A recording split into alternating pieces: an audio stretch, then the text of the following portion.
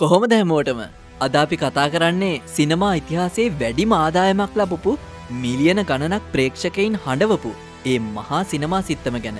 තෑනෝස්ගේ snap එකෙන් පස්සේ ලෝකෙන් අඩක් අඩු වෙලා ගියානේ. ඉතින් ඉතුරු වෙච්ච ඇවෙන්ජර්ස්ලා ඉන්නේ පරාජිතව බලාපොරොත්තුවක් නැතුව. හැබැයි අහම්බෙන් ලැබෙන එකම එක අවස්ථාවකින් එයාලා උත්සාහ කරනවා නැතිවුණු හැමෝම ආපහු ගේන්න. මේක තමයි එයාලගේ අන්තිම සටන එන්ඩ් ගේම් එක. මතක් කරගමු හිනම් මොකද උනේ කියලා.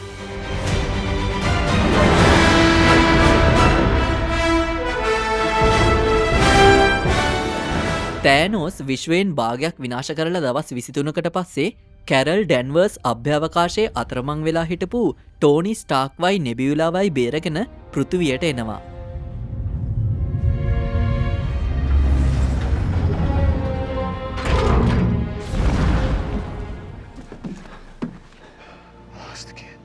ඉතිරි වුණ ඇවේන්ජර්ස්ලා ඔක්කොම එකතු වෙලා තෑනෝස් ඉන්න තැන හොයාගෙන යන්නේ පාෂාණ ටික ආපහු අරන් හැමෝම බේරගන්නයි.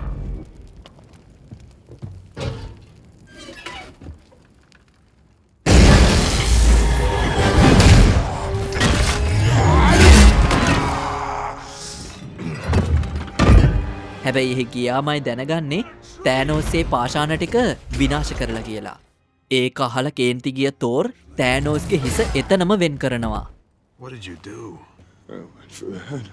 අවුරුදු 5කට පස්සේ ක්වොන්ටම් රෙල්ම් එකේ හිරවෙලා හිටපු ස්කොට්ලෑන්ඩ් අහම්බෙන් එළියට එනවා. එයාට එහෙ ගත වුණේ පැය 5ක් විතරයි. මේකෙන් කාලය හරහා ගමන් කරන්න පුළුවන් කියලා තේරුම් ගන්න ස්කොට් ස්ටීව් රොජර්ස් සහ නටාෂාව හම්බ වෙන්න යනවා. එයාලා ටෝනි ස්ටාර්ක්ගෙන් උදව් ඉල්ලුවත් තමන්ගේ දුවයි බිරිඳයි ගැන හිතලා මුලින් එයා එක ප්‍රතික්ෂේප කරනවා. හැබැයි පීට පාගගේ පින්තූරයක් දැක්කාම ටෝනිට හිතනවා මේක කොහොම හරි කරන්න ඕනි කියලා. ටෝනි දැන් හල්ක්ගේ ශක්තියයි බැනෑගේ බුද්ධියයි දෙකම තියෙන ස්මාර්ට් හල්ක් එක්ක එකතු වෙලා කාලයන්ත්‍රය හදනවා. ඒ වගේම දැන් ගොඩක් මහත් වෙලා බීමත්ව ඉන්න තෝර්වයි පවුල නැතිවුණු දුකට මිනිස්සු මරණ ක්ලින්ට් බාටන්වයි එයාලා ආපහු කණ්ඩායමට එකතු කරගන්නවා.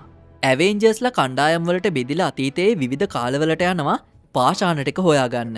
බැන 2012 නිව්යෝක් වලට ගිහින් ඒන්ෂන් වන්ගෙන් ටයිම් ස්ටෝන් එක ලබා ගන්නවා. ස්ටීව් මයින්ඩ් ස්ටෝන් එක ගත්තත් ටෝනිට ස්පේස් ස්ටෝන් එක ගන්න බැරි වෙලා ඒකත් තරම් 2012 ලෝකෙ පැනලා යනවා. ඒ නිසා ටෝනි ස්ටීවුයි 1970ට ගිහින් එතනින් ස්පේස් ස්ටෝන් එකයි ආපහු එන්න ඕන කරන පින් පාටිකල්ස් ටිකයි හොරකම් කරනවා. අතරමඟදී ටෝනිට එයාගේ තාත්තවත් මුණ ගැහෙනවා. තෝර් සහ රොකට් 2013 ඇස්ගාඩ් වලට ගිහින් රියැලිටි ස්ටෝන් එක ගද්දී නෙබියුලා සහ රෝඩ්ස් 2014 මොරැග් වලට ගිහින් පවර් ස්ටෝන් එක ලබා ගන්නවා. හැබැයි එතනදී 2014 ඉන්න තෑනෝස් අතීත නෙබියුලා හරහා අනාගතයේ මේ සිද්ධ වෙන හැමදේම ගැන දැනගෙන නෙබියුලාව පාවිච්චි කරලා හොරෙන්ම අනාගතයට එන්න සැලසුම් කරනවා. මේ අතරේ ක්ලින්ට් සහ නටාෂා සෝල් ස්ටෝන් එක ගන්න වෝමීර් වලට යනවා. ඒ පාෂාණය ගන්න නම් තමන් ආදරය කරන කෙනෙක්ව පූජා කරන්න ඕනි.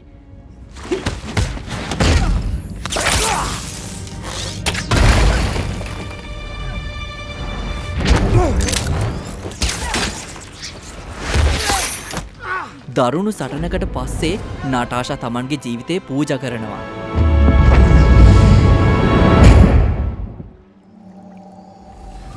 ආපහු වර්තමානයට ආපු ඇවෙන්ජර්ස්ලා පාෂාණ ටික ටෝනි හදපු අත්වැසුමකට දානවා.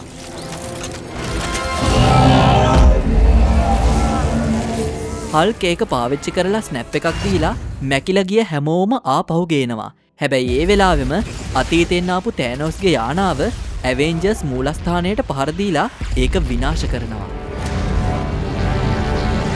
ටෝනි, ස්ටීව් සහ තෝර් තෑනෝස් එක දරුණු සටනක් දෙනවා.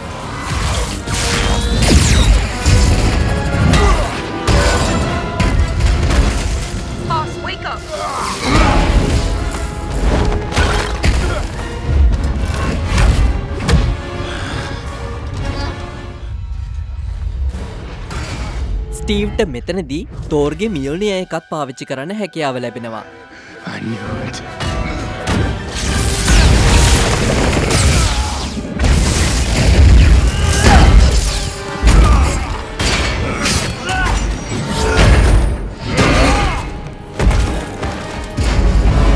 තෑනෝස්ගේ විශාල හමුදාව පෘථිවියට කඩාවදින වෙලාවේ මැකිලා ගිය හැමෝම ඩොක්ටර් ස්ට්‍රේන්ජ්ගේ දොරටු හරහා සටන් බිමට එනවා.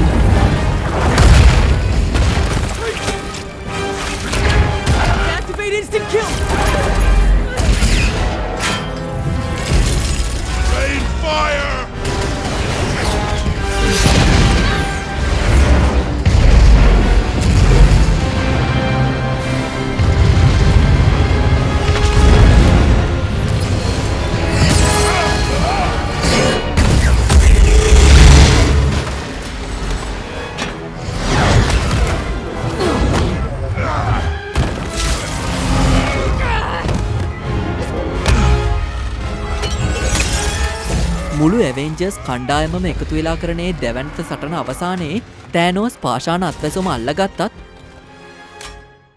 ටෝනි ස්ටාක් රහසින් පාෂාණ ටික එයාගේ අතට අරගත්තා. එතනදි තමයි හැමෝටම මතක හිටිය මෙන්න මේ දර්ශනය අපි දකින්නේ. ඒත් එක්කම තෑනෝස් සහ එයාගේ හමුදාව අළු වෙලා මැකිලා යනවා. හැබැයි ඒ දැවැන්ත ශක්තිය දරාගන්න බැරුව ටෝනි ස්ටාක් මිය යනවා. ටෝනිගේ අවමංගල්‍යයෙන් පස්සේ තෝර් වැල්කීරිව ඇස්ගාඩ් වල අලුත් රැජින කරලා ගාඩියන්ස්ලා එක්ක පිටත් වෙනවා. ස්ටීව් රොජර්ස් පාෂාණ ටික ආපහු ඒවා තිබුණු තැන් වලට තියන්න අතීතයට යනවා. හැබැයි එයා ආපහු එන්නේ නැතුව එහෙ නැවතිලා Tamanගේ ආදරවන්තය වුණු පෙගී කාටර් එක්ක සාමාන්‍ය ජීවිතයක් ගත කරනවා.